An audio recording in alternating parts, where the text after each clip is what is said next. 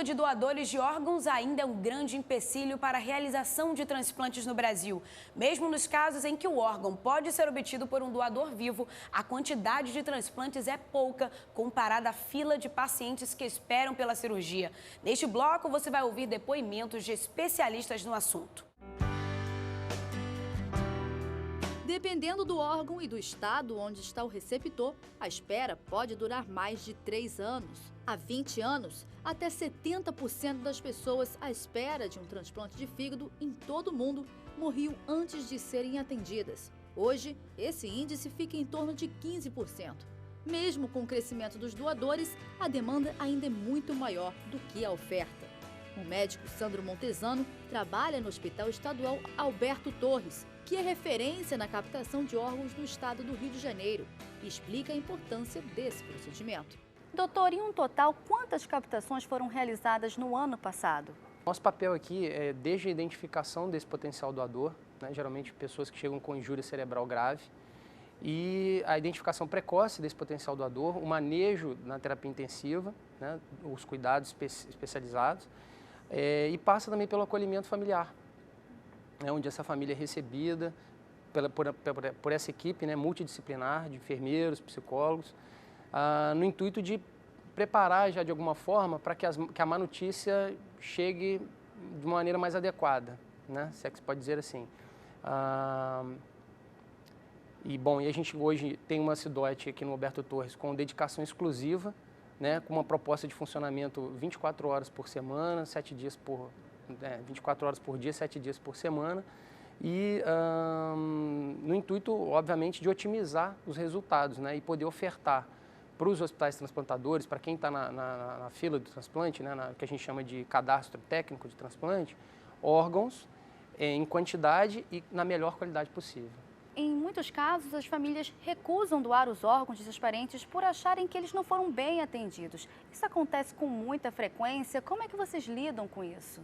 A nossa estratégia para impedir que esse tipo de situação ocorra é fazer um acolhimento adequado. Então, as pessoas estão muito integradas a gente, nosso trabalho.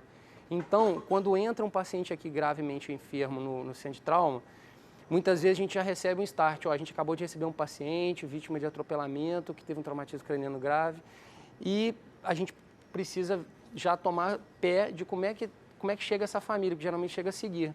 Então, a gente tenta mantê-los informados do que aconteceu, as circunstâncias da ocorrência, né, como é que está o estado clínico dele, se é muito grave, a gente já vai dar o primeiro indicativo, né?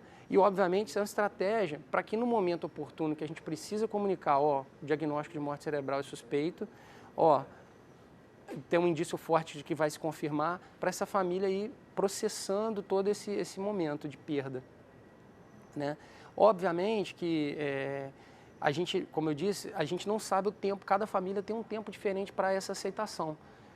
Isso pode demorar depois do diagnóstico de morte cefálica, isso pode ser instantâneo, quando uma família diz para a gente assim, doutor, agora que fechou o diagnóstico, o que a gente faz? Qual é o procedimento daqui para frente? E a gente percebe que a gente tem entrada para falar do tema, que a gente só aborda o tema doação depois do fechamento desse protocolo de morte cerebral, né?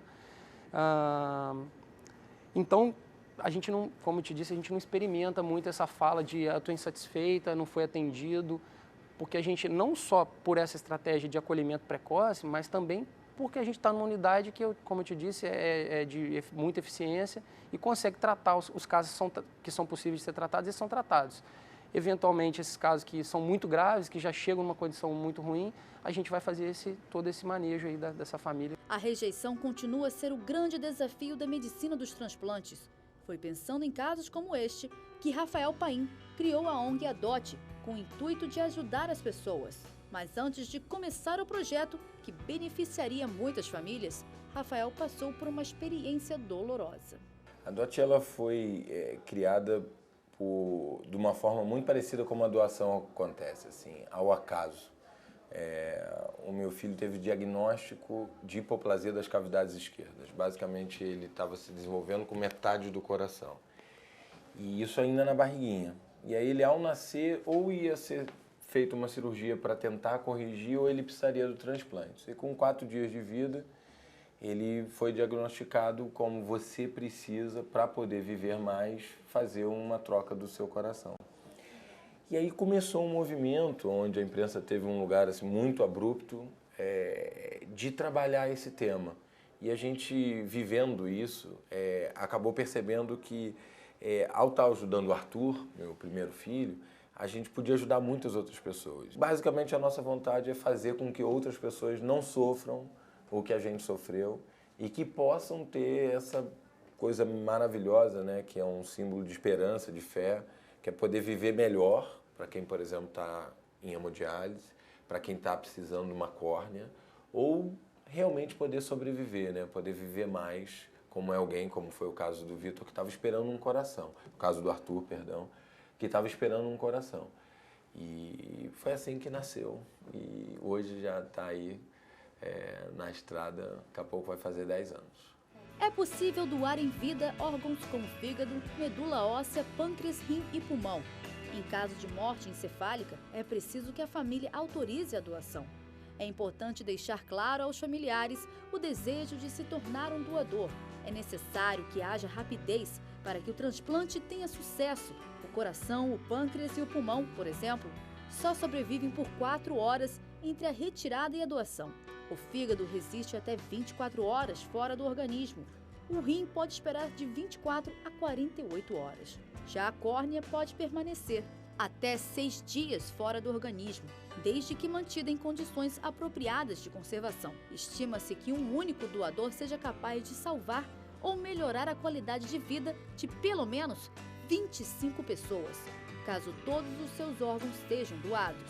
Tem que ter também algumas campanhas que tirem essa conversa da porta do CTI ou da porta da emergência e traga essa conversa para dentro de casa. Então, assim, a hora de conversar de ser ou não ser doador é na mesa de jantar, é numa mesa de bar, onde você acaba de sair no cinema e ver uma coisa no filme, fala assim, poxa, você doaria órgãos? Ah, eu acho que eu doaria, eu sou a favor. A hora de conversar disso é uma hora, tem que ser uma hora mais amena. E é muito mais fácil para a família dizer sim, eu quero doar os órgãos, se esse conceito já está pré-estabelecido dentro da família. Então, assim, tem que ter o profissional responsável por conversar com a família, mas tem que ter também algumas campanhas que forçam as pessoas a conversar sobre isso. Só consegue saber a angústia, que é uma lista de espera, quem está esperando. Não tem nada mais angustiante que saber que você tem uma doença grave, que pode morrer a qualquer momento, que existe um tratamento para você voltar a ter vida normal, que o governo paga esse tratamento, mas você só pode fazer se a sociedade dizer sim, eu quero doar. Segundo a Associação Brasileira de Transplante de Órgãos, existe no Brasil cerca de 400 equipes médicas cadastradas para realizar transplantes de órgãos e tecidos. Mais de 90% das cirurgias são feitas pelo SUS e cobertas por ele durante o atendimento que o antecede, como no acompanhamento após o transplante. Alguns são cobertos por planos privados de saúde. Não perca no próximo bloco histórias comoventes de pessoas que conseguiram realizar o transplante. Voltamos já.